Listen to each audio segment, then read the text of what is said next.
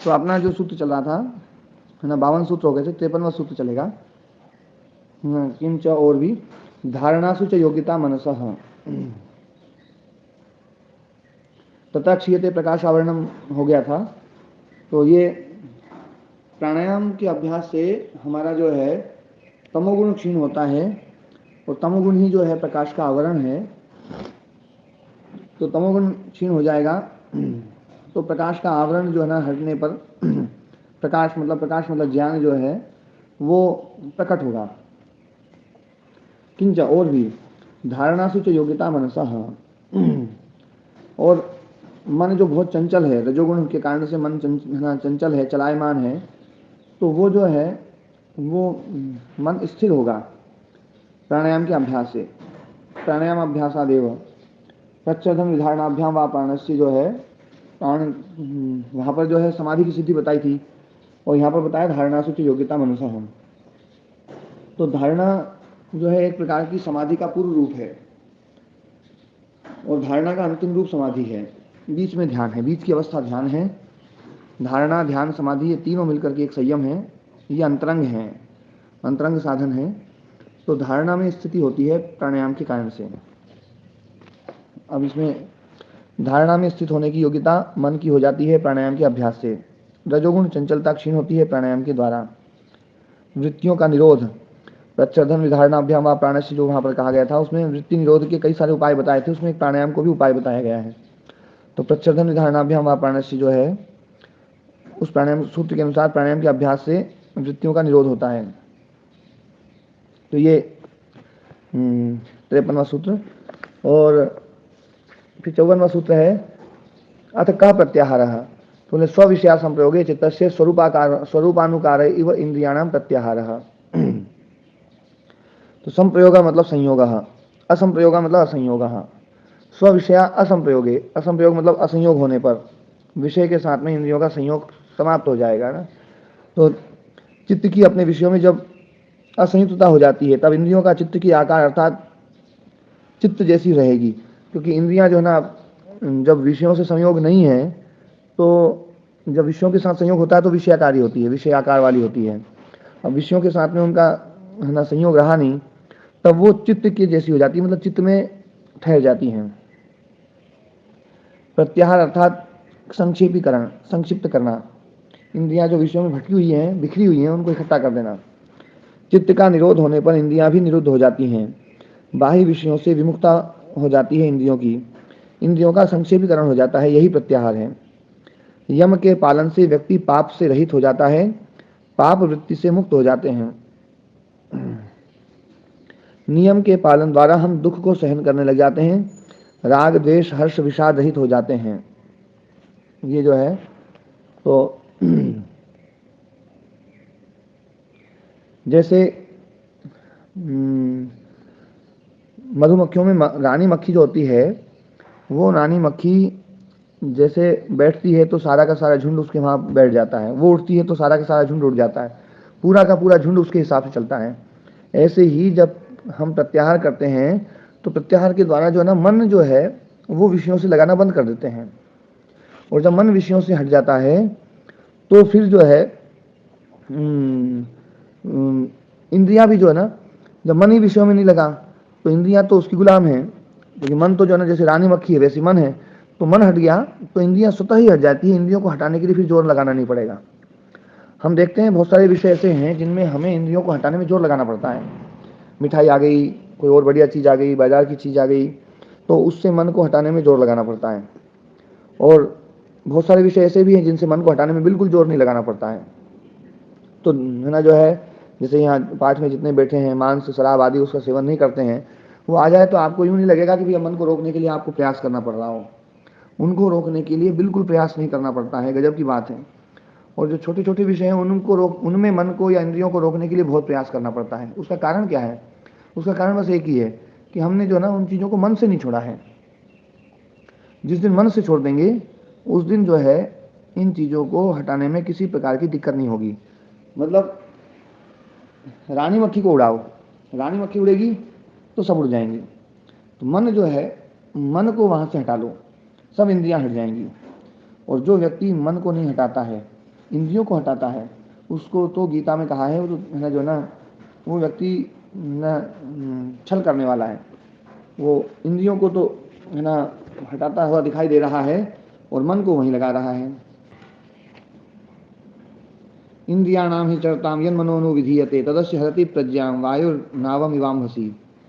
जैसे वायु जो है नाव को हर करके ले जाती है, वायु आती है तो नाव खड़ी होती है, बांध के रखना पड़ता है, यदि बंधी हुई नहीं हो तो हवा पता नहीं कहाँ ले जाएगी उसको। ऐसे ही जब इंद्रियां जो है अपने विषय में लगी हुई और उसमें मन को यदि हमने लगा दिया तो व्यक्ति की एक इंद्री भी व्यक्ति को पता नहीं कहाँ भगा ले जा सकती है। इसलिए यहाँ जो है ये कहा गया है कि मन को इंद्रिय विषयों से अलग हटाओ। गीता में एक श्लोक है, कर्मेन्द्रियाणि संयम्य य आस्ते मनसा स्मरन् इंद्रियार्थान् विमूढ़ात्मा मिथ्याचारः स उच्यते। तीसरे अध्याय का श्लोक है कि कर्मेन्द्रियाणि संयम्य, जो व्यक्ति कर्मेंद्रियों को तो संयम में रख रहा है, मतलब जैसे कोई चीज़ मिली दिखी उसको विषय दिखा तो दूसरों को दिखाने के लिए वो ऊपर से दमन कर रहा है, लेकिन यह आस्ते मनसा स्मरण, लेकिन मन से उनका स्मरण करता है, मन से इंद्रियार्थान इंद्रियों के विषयों का स्मरण करता है, तो विमूढ़ात्मा, वो विमूढ़ात्मा है, मिथ्याचार स उच्यते, उसको मिथ्याचारी कहते हैं।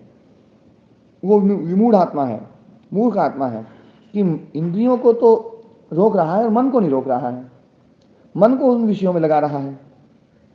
तो मन को यदि उन विषयों में लगाया जाएगा तो इंद्रियों को कब तक रोक पाएगा, वो इंद्रियां रुक नहीं पाएगी जब जो है। तो इसलिए ध्यान देने वाली बात है, जब दमन और संयम की बात आती है तो दमन केवल इंद्रियों के द्वारा ही होता है, संयम जो है वो मन के द्वारा होता है। जो जबरदस्ती दमन है, इंद्रियों को जबरदस्ती रोकना लेकिन मन से विषयों का स्मरण करना, ये उपाय नहीं है इंद्रियों को रोकने का। हम इंद्रियों को रोके तो मन से रोकें, यही बात योग दर्शनकार कह रहे हैं। यस्तु इंद्रियाणि मनसा नियम्य आरभते अर्जुन, जो मन के द्वारा इंद्रियों को नियमित कर देता है अर्जुन, कर्मेंद्रिय ही कर्म योगम असक्ता स विशिष्यते, तो वो समस्त इंद्रियों के द्वारा कर्म योग में है ना असक्त आसक्ति रहित होकर के जो विचरण करता है, स विशिष्यते, वही व्यक्ति विशेष है, वही श्रेष्ठ है। जो मन से जो है ना इंद्रियों के विषयों को ना सोचना छोड़ देता है, इंद्रियों के विषयों में जो आसक्ति है उसको छोड़ देता है, वो मन से करता है। जो मन से करेगा वही इसमें उपलब्ध हो पाएगा, इसको कुछ पा पाएगा। इसलिए जो है हम जो भी संयम करें वो मन के द्वारा करें। ये प्रत्याहार जो है वो केवल इंद्रियों को रोकना नहीं है, मन के द्वारा इंद्रियों को रोकना है। मन को जो ना जो है इसलिए यहाँ पर कहा गया है कि असंप्रयोगे चित्तस्य, चित्त का जब असंप्रयोग होता है, चित्त जब उसमें लगना बंद हो जाता है, मन वहाँ पर चित्त शब्द के लिए है कि मन जब मतलब चित्त जब असंप्रयुक्त होता है तो इंद्रियां स्वरूपानुकार चित्त के आकार वाली हो जाती है, विषय आकार हट जाती हैं। यदि चित्त विषयों में लगा हुआ है तो इंद्रियां विषयाकार रहेंगी और हमें ऐसा लगेगा कि इंद्रियां ही फंसा रही हैं, पर इंद्रियों का कोई अस्तित्व नहीं है ना बिना मन के, बिना चित्त के। चित्त यदि विरत हो जाए, चित्त यदि अलग हट जाए तो इंद्रियां जो है इंद्रियों के विषय से एकदम ऐसे अलग हट जाएगी जैसे बस ना कहने ही क्या। तो इसलिए हम जो है चित्त के द्वारा इंद्रियों के विषयों से असंप्रयुक्त हो जाएं, असंयुक्त हो जाएं, अलग हो जाएं। ठीक है जी, समझे। और हाँ, तो तथा परमावश्यक इंद्रियाणाम, और ऐसी अवस्था होगी तब इंद्रियां बिल्कुल वश में हो जाएंगी, इंद्रियों में है ना वशता आ जाती है, इंद्रियों में नियंत्रणता आ जाती है। वश्यता जो है ना, ये यहाँ पर वश्यता शब्द का वशता की बजाय वश्यता हो ज़्यादा अच्छा रहेगा। हाँ जी, वश्यता मतलब अधीनता, दासता। इंद्रियां जो है ना दास बन जाती हैं फिर। अभी इंद्रियां दास नहीं बनी हुई है, इंद्रियां स्वामी बनी हुई हैं, तो इंद्रियों में दासता आ जाती है, इंद्रियां अधीन हो जाती है ना। इंद्रियाणि वश्यानि, इंद्रियां वश्य हो जाएंगी और वश करने वाला जो है ना वो योगी हो जाएगा। तो एक शंकराचार्य जी का वो है सूत्र कि कानी है ना, कानी मित्राणी और के शत्रवः, मित्र कौन है और शत्रु कौन है। तो कहा बोले कि इंद्रियाणी। पूछा पहले ना, कानी मित्राणी, बोले इंद्रियाणी। के शत्रवः, इंद्रियाणी। मित्र कौन है, बोले इंद्रिया। शत्रु कौन है, बोले इंद्रिया। तो बोले दोनों ही मित्र और शत्रु दोनों ही है। तो बोले कि है ना, शत्रु तानी शत्रुनी तानी शत्रवः, वे शत्रु हैं यानी अजितानी, जो जीती नहीं गई हैं। और तानी मित्राणी, वो मित्र हैं यानी जितानी, जो जीत ली गई हैं। यदि इंद्रियां जीत ली जाएं तो इंद्रियां मित्र हैं, इससे बड़ा मित्र और कोई नहीं है। और इंद्रियां यदि जीती नहीं गई हैं तो इससे बड़ा शत्रु और कोई नहीं है। इसलिए जो है ना, ये मन के बारे में भी कहा जाता है कि मन जो है ना, ये हमारा सबसे बड़ा मित्र और सबसे बड़ा शत्रु है। एक बहुत अच्छा वो है। गुरुजी, हाँ जी, इसको शत्रु ना कह के मित्र ना कह के शत्रु कह दे तो ज्यादा ठीक है। नहीं थी, जीत ली जाए ना तो ये बहुत अच्छी मित्र जीत भी ली है। जाए तो फिर तो सारा संसार ही मित्र हो जाएगा। हाँ, वो पर इंद्रियों के द्वारा होगा, इंद्रियां सबसे बड़ी मित्र होंगी फिर। बाकी हमारा असली शत्रु मन ही है। हाँ, इंद्रियों का स्वामी मन है। इसलिए जो ना, वो कहते हैं मनसा न जग में प्रकाश कोई सच्चा मित्र, मनसा न और कोई शत्रु हुड़ दंगा है। मन से ही रीत प्रीत, मन से ही शांति गीत, मन से ही कलह कपट द्वेष दंगा है। मन ही मिलाता ईश, मन ही दिलाता मुक्ति, मन ही तो डालता सुकर्म में अड़ंगा है। मन है मरीज तो लजीज कोई चीज नहीं, मन यदि चंगा तो कटौती में ही गंगा है ना जी। तो मन जो है ना, ये बात जो है ना, मतलब यथार्थ है कि हमारा मन जो है ना, मतलब मन इंद्रियों का स्वामी। इंद्रियां यदि जीत ली गई हैं, इंद्रियां यदि वश्य हो गई हैं, वश्य मतलब दास हो गई हैं, तो बहुत बहुत काम करेंगी। मन यदि आपका दास हो गया तो बहुत बढ़िया काम करेगा। और मन के यदि आप दास हो गए तो फिर तो भगवान ही जाने फिर तो क्या हाल होगा। इसलिए मन से चीजों को रोका जाए। कोई भी चीज रोकनी है ना, उसमें ये देखो कि मन इसमें लग रहा है कि नहीं लग रहा है, और फिर उस मन के ऊपर साधना करो। कोई भी चीज है ना, कोई भी विषय है, यदि उसमें मतलब जो ना, यदि आप एक बार गिर गए, दो बार गिर गए, तो आप ये देखो ये मन को कैसे काबू में करें। इसमें इंद्रियों से नहीं होगा। आप रसना इंद्रिय को कितने समय तक कंट्रोल करोगे, वो कंट्रोल नहीं होगी। और मन को कंट्रोल कर लोगे ना, तो रसना तो बिल्कुल एकदम ऐसी, बिल्कुल है ना, सोचेगी भी नहीं। तो इसलिए ये परमावश्यता आ जाती है, वो परम वश्य हो जाती हैं। योगी जो वश करता है उसकी बिल्कुल वश में हो जाती हैं। मन इंद्रियों का स्वामी है। केवल मन शब्द का प्रयोग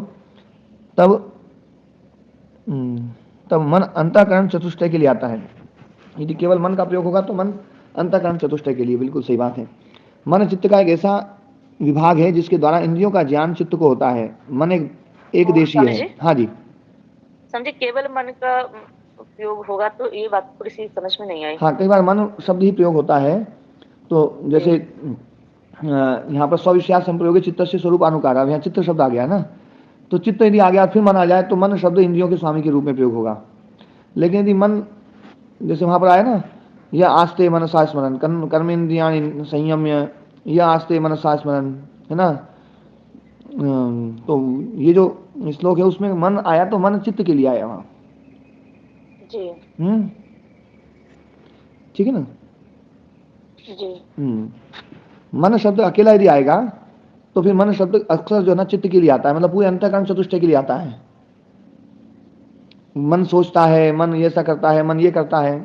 तो मन यदि इंद्रियों के स्वामी के रूप में देखें तो मन थोड़ी है, मन तो इंद्रियों का वो है।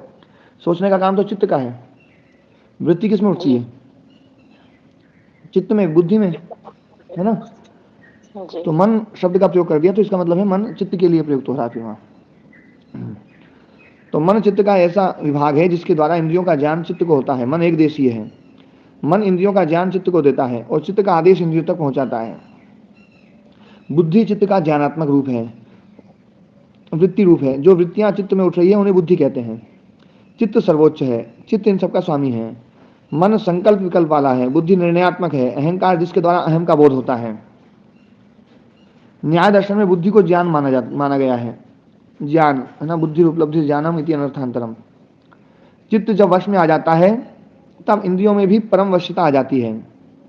चित्त वश में आ गया तो इंद्रियां परम वश्य हो जाएंगी। शब्द स्पर्श रूप रस गंध रूपी व्यसन आ जाने पर तत्काल उससे बचें, इससे व्यक्ति नीचे गिर जाता है। कोई भी व्यसन आए इनसे बचना है अपने को, इसमें फंसना नहीं है, क्योंकि जैसे ही फंसेंगे वैसे नीचे गिरेंगे।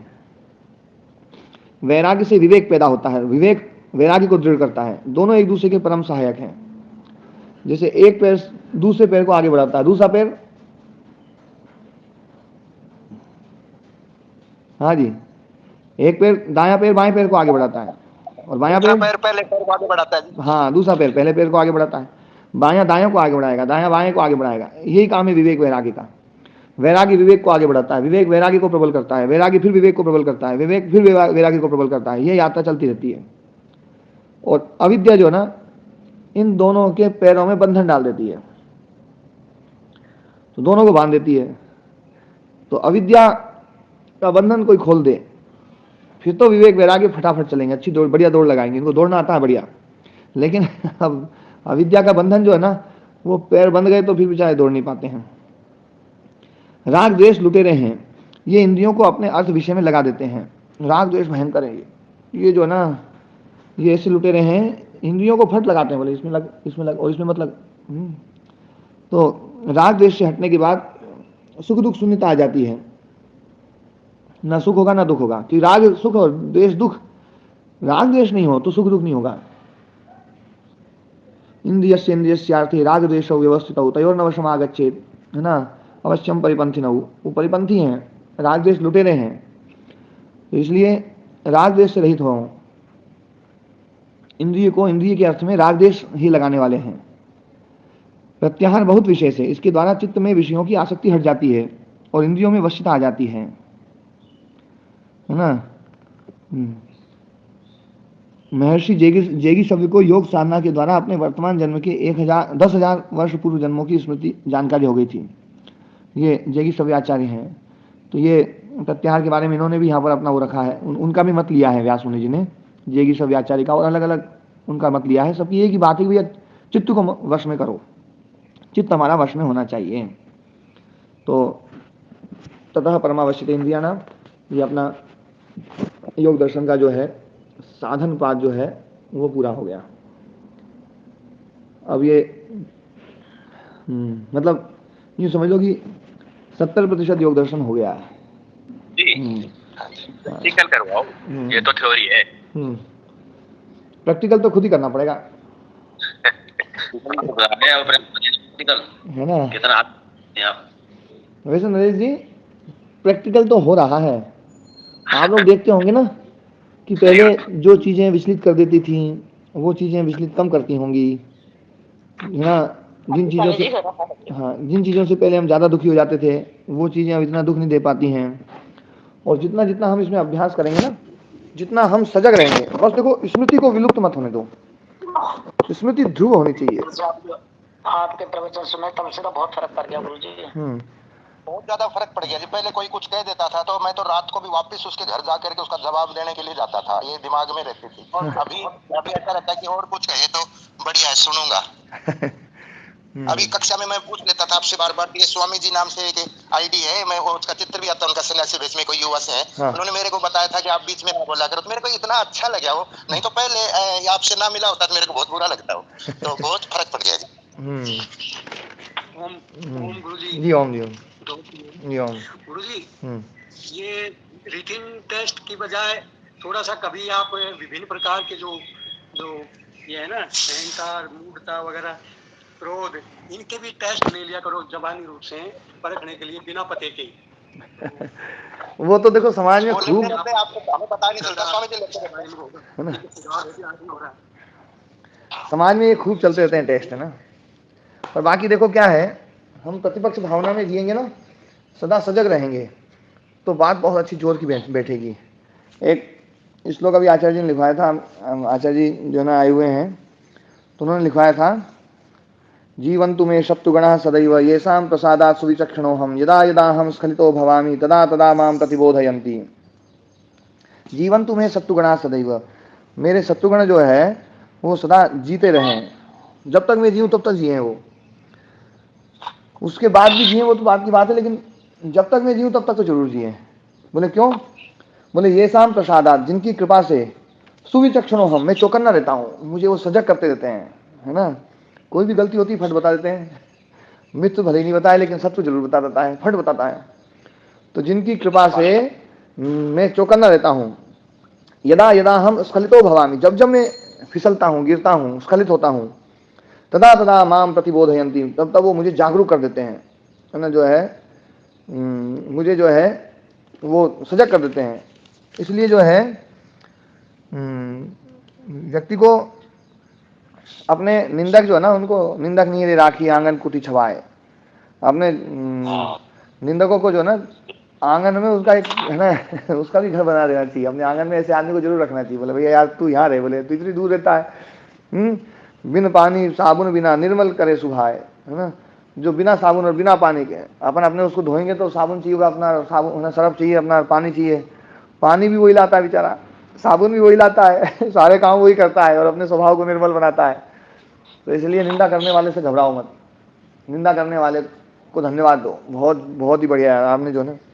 तो अच्छा गुरुजी, ये क्रोध को जड़ से मिटा दो, बस यही दवाई दे दो। हाँ क्रोध तो जितना हम सजग रहेंगे ना, देखो इसमें सजगता जरूरी है, सबसे बड़ी बात है सजगता। सजगता के लिए शब्द आया है शास्त्र में स्मृति। स्मृति मतलब सजगता बनी रहे, 24 घंटे आप सजग रहें, इतने सजग रहें कि सपने में भी क्रोध ना आए, सपने में भी क्रोध ना आए। सपने के क्रोध को भी आप रोक सकते हैं, सजगता, हाँ सजगता भी है, स्मृति भी सही है ना, तो बहुत ही गजब की चीज है स्मृति। मतलब प्रति क्षण आप जागरूक, हर क्षण जागरूक हैं।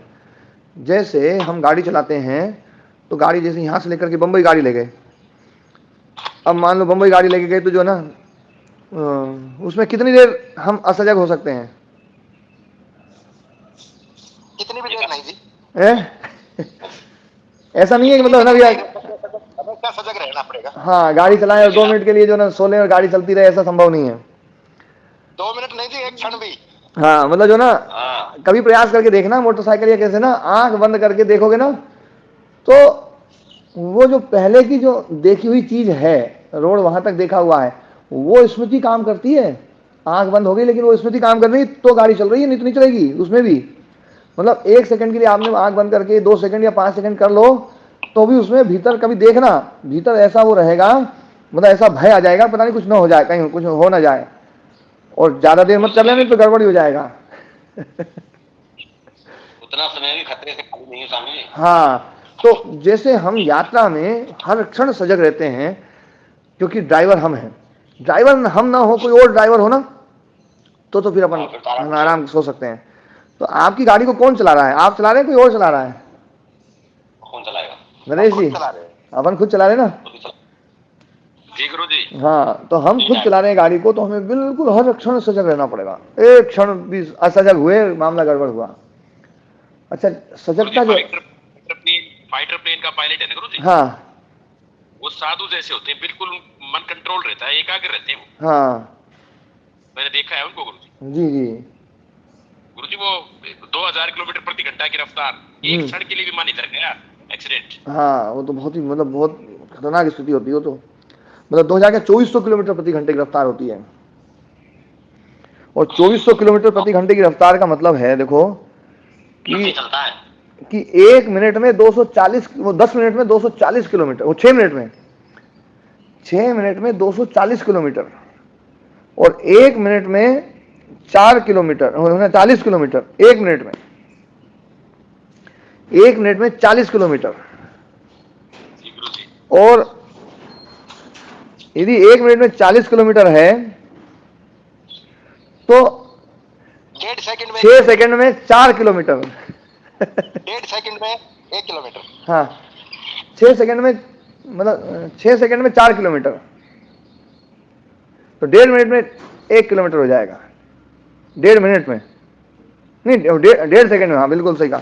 1.5 सेकंड में जी। हाँ हाँ हाँ मतलब 6 सेकंड में 4 किलोमीटर ना, 1.5 सेकंड में 1 किलोमीटर, 1.5 सेकंड में 1 किलोमीटर, और 6 सेकंड में 4 किलोमीटर, वही बैठा फिर, है ना।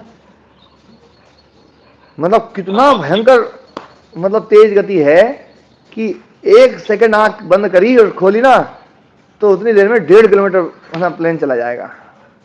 और 1.5 किलोमीटर प्लेन नहीं भेद पाएंगे, है, यदि थोड़ी चूक हुई टारगेट नहीं भेद पाएंगे वो, हाँ कोई उनको भेद देगा। हाँ, कोई उनको भेज देगा। जैसे हमको ये अवगुण भेदे रखते हैं और अपन फेल ही फेल है। हाँ, तो बहुत बड़ी बात है आदमी को जो ना, ये सजगता जो है ना हर क्षण काम आती है। सजगता क्या है, स्मृति क्या है, स्मृति है दीपक, दिया है। सावधानी, हाँ, दिया जैसे है ना, जैसे निरंतर जलता रहता है, निरंतर निरंतर जलता रहे। चोर आता है सबसे पहले दीपक बुझाता है कि भैया दीपक बुझा दो, फिर दिया बुझ गया ना, फिर चोर बढ़िया तरीके से अपना काम करता है। ऐसे ही ये जितने भी ना हमारे जो अंतराय हैं, या जितने भी वितर्क हैं, या जितने भी क्लेश हैं, ये इसी दीपक से घबराते हैं। वो ये सोचते हैं इनका दीपक बंद करो। राग द्वेष आएंगे तो राग द्वेष सबसे पहले देखेंगे कहीं दीपक जल तो नहीं रहा है। दीपक जल रहा है तो कोशिश करेंगे दीपक बुझाएं, और दीपक जलाने वाला आदमी दीपक की सुरक्षा में बढ़िया खड़ा हुआ है तो राग द्वेष भाग जाएंगे, चोर भाग जाएंगे। तो हमने दीपक को, दिन में ठगने वाले पहले दारू पिलाते हैं उसको, है दिन में कोई ठगता है ना मित्र वगैरह लोग, हाँ, वो दारू पिला देते हैं और फिर कैसे उससे कुछ भी कराते हैं। हाँ, तो मतलब व्यक्ति की स्मृति, व्यक्ति की जागरूकता, व्यक्ति का जो होश है उसको समाप्त करते हैं लोग, उसको बेहोश करते हैं, उसकी है ना, उसका जो होश पना है उसको समाप्त करते हैं। तो देखो ये तो दुर्गुण जो है ना, दुर्गुण हमें जो है बेहोश करेंगे, है ना, हमारे होश को है ना पीटेंगे। और है ना जो है आप कितने समर्थ होते हैं, कितने जागरूक रहते हैं, बस इसमें जागरूकता की जरूरत है, इसमें कोई ताकत की जरूरत नहीं है। कोई यूं कहे भैया कि बोले गुरुजी मैं तो है ना जो है ना कमजोर हो गया, इससे हार गया। हार गया मतलब कमजोर नहीं हुए हो, कमजोरी तो है ही नहीं कुछ इसमें। इसमें बस जागरूक रहो, बस जागरूक जो रहेगा ना, मतलब यूं नहीं है कि कोई गाड़ी चलाने वाला जो है ना 100 किलो का हो तो ही बढ़िया गाड़ी चलाएगा, 50 किलो वाला बहुत बढ़िया गाड़ी चलाता है, हैं? क्यों जी? उसमें तो जागरूकता चाहिए उसमें कोई वजन का कोई असर नहीं है। कोई ताकतवर कि भैया कोई पहलवान है वो बढ़िया गाड़ी चलाएगा, कमजोर है वो गाड़ी नहीं सही नहीं चलाएगा, ऐसा नहीं है। कमजोर भी सही चला लेगा, बस उसमें तो होश चाहिए। बेहोश हो गया तो फिर चाहे कितना ही बड़ा पहलवान हो, है ना, बाइफल चित्त। तो हाँ, तो आप लोग अपने आप को कमजोर ना समझे। कमजोरी बस एक ही चीज है, बस बेहोश हुए, होश खोया और है ना पटका राग द्वेषों ने अपने को, बुराइयों ने पटक लिया, सब पटक लेंगे, फिर सब बुराइयां आ जाएंगी। और सब जो ना, जब बुराई आती है ना तो जो है मतलब बढ़िया ऐसा लगता है यार ये तो अपन कर ही ले, हाँ ये तो चलो ये तो कर ही ले। तो ये सब चीजें जो है ना, इससे हम अपने आप को बचाएं। तो है ना जो है आज का पाठ ही विराम देते हैं। और जो है आप लोग जो है अब ये तैयारी भी बढ़िया तरीके से करना। और जो मुकेश जी ने लिख करके भेजा है बढ़िया, इसका जो है इसमें बहुत अच्छे अच्छे पॉइंट हैं, इन सबको बढ़िया बार बार पढ़ लेना इसको, और पढ़ करके उसमें जो बढ़िया पॉइंट लगे उसको लिखना भी। आप लोग स्वयं लिखोगे तो लिखने से याद होता है। आचार्य जी ने एक बात और बहुत जोर की बोली थी, जितना गहरा राग है उतना गहरा द्वेष, और जितना गहरा द्वेष है उतना गहरा क्लेश।